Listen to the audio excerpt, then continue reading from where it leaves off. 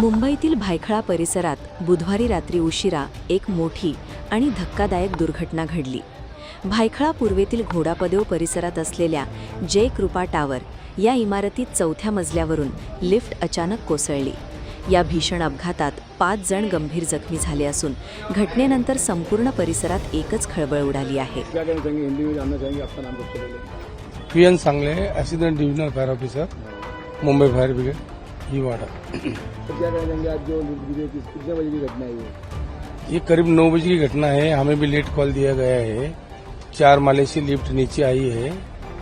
एक अंदर 6 आदमी अंदर थे, 3 लेडीज और 3 जेंट्स।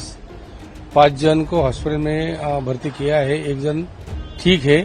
जेजे में 3 जन को, एक जसलोक में और एक बालाजी हॉस्पिटल में एडमिट किया है। उनको डॉक्टर के अंडर ट्रीटमेंट उनका चल रहा है।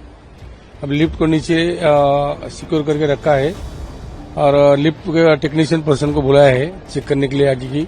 जब तक वो पूरा चेक करके उसका रिपोर्ट नहीं आता तब तक उसको बंद करने के लिए रखा है। ओके, माहितीमध्ये पाहिजे किती वाजता घटना, काय घटना आहे? अंदाजे 9च्या दरम्यानची घटना आहे। मलाही उशिरा कॉल मिळाला आहे। आता कॉल आल्यानंतर लक्षात आलं की 4थ्या माळ्यावरून लिफ्ट खाली आलेली आहे, ग्राउंडला कोसळली आहे। त्यात 6 माणसं होते एकंदरीत।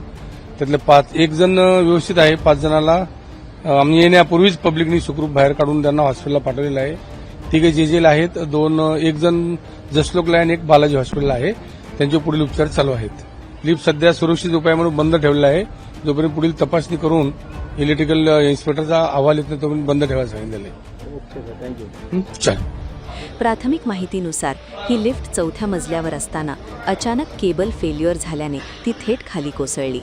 लिफ्ट कोसळताच मोठा आवाज झाला आणि इमारतीतील रहिवाशांमध्ये भीतीचे वातावरण निर्माण झाले। अपघाताच्या वेळी लिफ्टमध्ये 5 जण उपस्थित होते। घटनेची माहिती मिळताच मुंबई अग्निशमन दल, पोलीस, रुग्णवाहिका आणि बीएमसी वॉर्ड कर्मचारी तातडीने घटनास्थळी दाखल झाले। बचाव पथकांनी तत्काळ मदत कार्य सुरू करत जखमींना लिफ्टमधून बाहेर काढले। जखमींना तातडीने जवळच्या रुग्णालयात हलवण्यात आले। या अपघातात जखमी झालेल्या 5 जणांपैकी 3 जणांना जेजे रुग्णालयात, एकाला बालाजी रुग्णालयात तर एका जखमीला जसलोक रुग्णालयात उपचारासाठी दाखल करण्यात आले आहे। सर्व जखमींवर उपचार सुरू असून त्यांची प्रकृती सध्या स्थिर असल्याची प्राथमिक माहिती प्रशासनाकडून देण्यात आली आहे। दरम्यान या अपघाताचा धडकी भरवणारा व्हिडिओ समोर आला असून तो सोशल मीडियावर मोठ्या प्रमाणावर व्हायरल होत आहे।